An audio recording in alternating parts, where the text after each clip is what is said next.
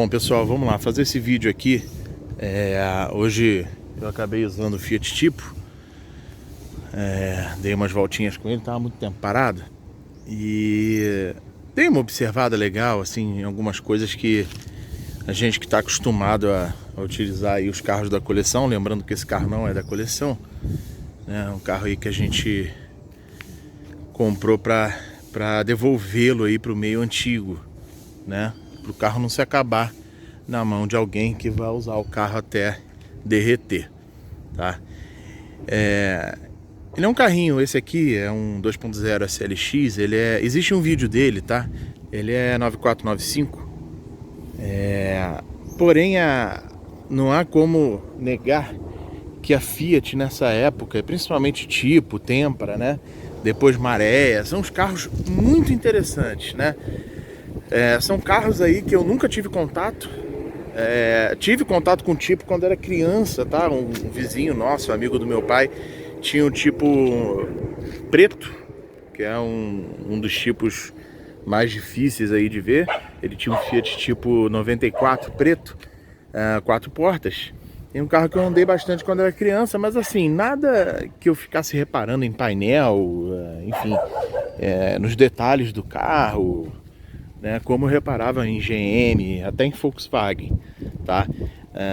Meus pais nunca tiveram Fiat, né? Meu pai sempre foi contra Fiat, não gostava de Fiat, dizia que Fiat ficava na enchente, chovia, Fiat parava, e essas coisas assim que tinham aí boatos dos anos 90, né, dos anos 80 e 90, tá?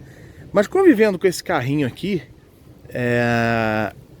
eu pude ver algumas coisas aí que a Fiat tinha de muito legal, que muitos carros até mais caros e mais requintados não tinham, tá? Então, por exemplo, tem um monte de componente aí de conforto que nem a minha Blazer tem, tá? Que era um carro bem mais caro. Então, é o seguinte, começando aqui por dentro, tá? Lembrando que essa é uma versão completa, né? É uma 2.0 SLX sem roda de liga leve e sem teto, tá? De resto ela tem tudo, né? As calotas aqui, antes que me perguntem onde foram parar, estão guardadas, porque esse carro aqui tá ficando em outro estacionamento e essas calotas são muito raras, então a gente não pode ficar dando sorte pro azar. Então, apesar dele não ter um baita computador de bordo, nem nada assim de carro importado dos anos 90, mas ele tem um check control bem interessantinho, tá? Eu vou dar partida no carro aqui. Então ele tem um contagiro aí de série, inclusive no 1.6, tá? Tanto no 1.6 quanto no 2.0, tá? Esse carro tá com um mau contato aí na luz da reserva. Daqui a pouco ela apaga, porque o carro tem 1/4 de combustível e já tá acusando reserva aqui. Mas daqui a pouco, conforme o balançar do carro, ela apaga, tá? Aqui é a luz do freio de mão, né? Ele tem essas bolinhas que eu acho super interessante. Deixa eu chegar mais perto aqui. Eu acho super interessante essas bolinhas aqui. Todas elas funcionam, ó. Quando você liga o alerta, quando você liga a seta, quando você aciona o farol alto, tá? Quando você acende a lanterna. Aqui no caso da SLX, tá com o farol de neblina aceso. Eu vou desligar aqui, tá? Mas você liga, ela acende aqui no painel. Você liga a lanterna de neblina traseira, acende aqui no painel, né? Você tem um aviso aqui de pastilha de freio, né? Iluminação aqui do painel em verde. Você tem aqui a bateria, a luz do óleo, tá? E o desembaçador, que eu não acendi aqui, ó, o desembaçador aí no cantinho. Então é um charme esse carro quando tá tudo aceso à noite e você acende aí a lanterna e tal, e fica essas bolinhas aí acesas. Todas as indicações, por exemplo, aqui no caso do alerta, né, uma indicação vermelha, mas todas as indicações que são normais no carro são verdes, né? Aqui é uma advertência laranja, né, indicando a lanterna de neblina traseira, mas fora isso, tudo que acende no carro é em vermelhinho, né, para avisar que tem alguma coisa que você deve se atentar, tá?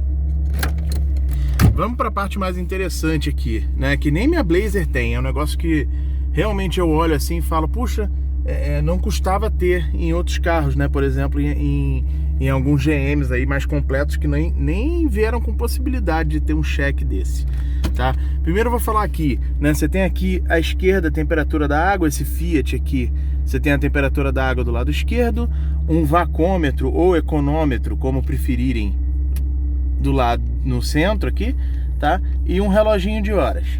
Tá?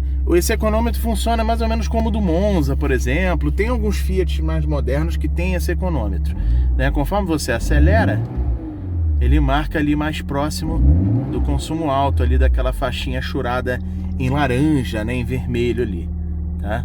E quanto mais você dirige com o ponteiro mais para baixo ali, né? Entre o baixo e o meio, você está dirigindo mais economicamente, né? Aqui é o cheque, né? Esse cheque é só do 2.0, tá? Se eu não me engano, era opcional no 1.6, mas ele vinha de série no 2.0. Ele é muito interessante, ele avisa aqui uma anomalia de lâmpadas, né? Então, se você tem problema na luz de licença, né? Na luz de farol de neblina, na lanterna traseira, na luz de freio, né? Se é na luz de freio do lado direito, se é na luz de freio do lado esquerdo, né? E por aí vai, tá? Nesse caso aqui, eu vou acender a lanterna. Ele acusou aqui que tem uma das lanternas dianteiras queimadas.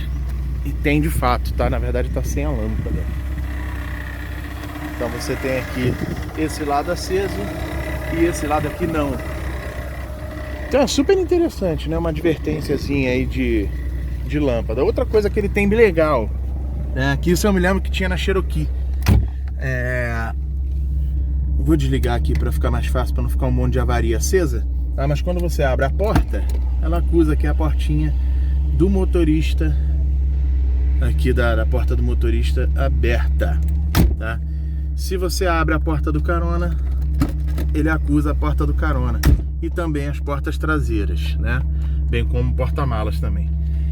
Então, um requinte bem interessante aí pro Fiat Tipo, né? Essa versão aqui, a SLX 2.0, tem retrovisor elétrico, né? É um item aí bem raro. Bem como também, que aí eu vou comparar com a Blazer de novo, né? O alarme com telecomando da Blazer não tem ultrassom, né?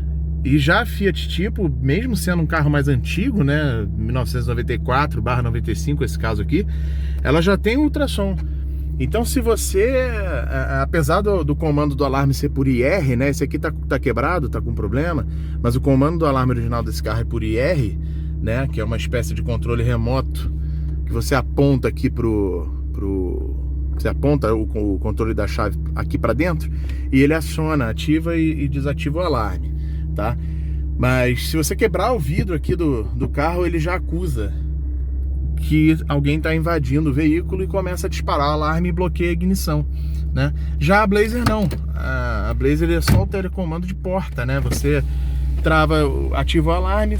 Se alguém conseguir levantar o pino, né? Abrir a porta da Blazer, só assim ela dispara o alarme, né? Mas se a pessoa quebrar o vidro e mexer tudo aqui dentro sem abrir a porta, o alarme não dispara.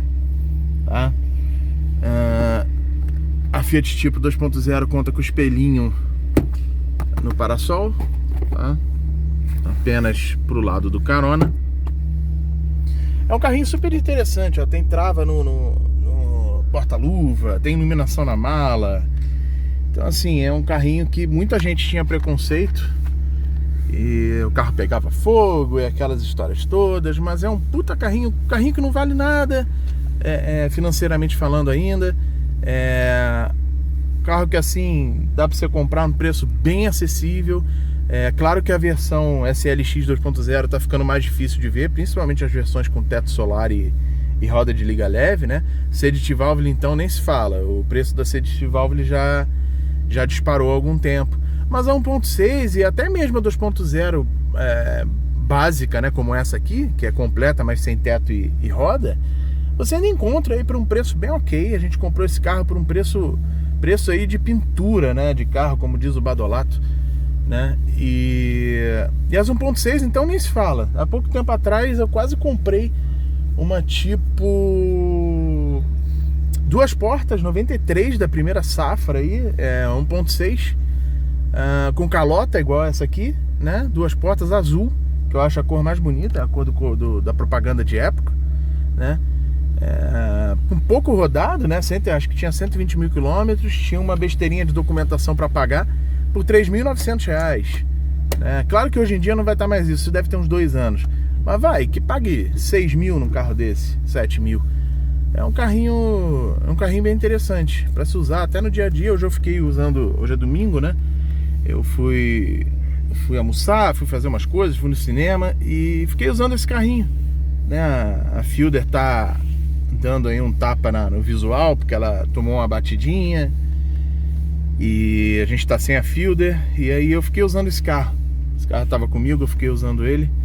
E o carro é bem gostosinho, é realmente um carrinho muito acima da média, tanto para quem quer um antiguinho, tanto para quem quer um carro aí para usar no dia a dia. Beleza? Direção hidráulica perfeita, o carro é bem macio, o carro é bem gostoso de andar. Falando aqui da 2.0, né, que tem injeção, mesmo motor e mesmo injeção da Tempra SLX SW, né, que é a injeção aí Marelli AWP8, injeção sequencial. Injeção de fácil manutenção, não tem nada nesse carro que seja absurdo. Eu acho uma injustiça falarem que esse carro aqui tem a manutenção cara ou tem a manutenção complicada. Não tem nada de complicado, você consegue obter aí a memória aí de módulo tranquilamente no scanner comum, tá? Não tem nada demais assim que você fale, puxa, vou abandonar esse carro aqui porque a manutenção tá complicada, né? Consumo é bem ok. Aqui a luz da reserva apagou, né? Consumo do carro é bem ok. Claro, se tratando de um 2.0, se tratando de um 2.0 aí dos anos 90, né? Mesmo com a injeção sequencial faz aí uns 8, 9 km com litro, né? Um carro bem esperto, dá vontade de andar pisando nele, porque ele é bem espertinho, né? O motor da Tempra SW num carro mais levinho, né? Esse carro tem duplo comando no cabeçote, mesmo sendo 8 válvulas, tá? Um baita carro interessante. Recomendo. Claro que não seja por um valor absurdo, né? Acho que por um preço ok. Acho muito válido comprar esse carro, tá? O que não é assim muito barato nesse carro que eu percebi, né? Por precisar fazer algumas manutenções nele. A parte de arrefecimento, né, que é bem parecido com a da Tempra SW, não é que seja caro, mas é difícil de achar, tá? A gente teve um problema aí com uma flange, né, aquela ali que vai próximo do cabeçote, e foi bem chato de achar, né? A gente quase pensou em importar a peça, porque a gente teve problema para achar. Acabou que a gente achou, conseguiu resolver o problema. O carro tava com vazamento, né? Provavelmente alguém deixou de usar o aditivo para ficar usando só água e apodreceu ali aquela flange e tudo mais. Mas é isso, é um puta carrinho, recomendo. E é impressionante como esse carro tem acessórios aí de luxo com requinte bem interessante, né, para sua época aí e pelo seu preço. É isso, valeu!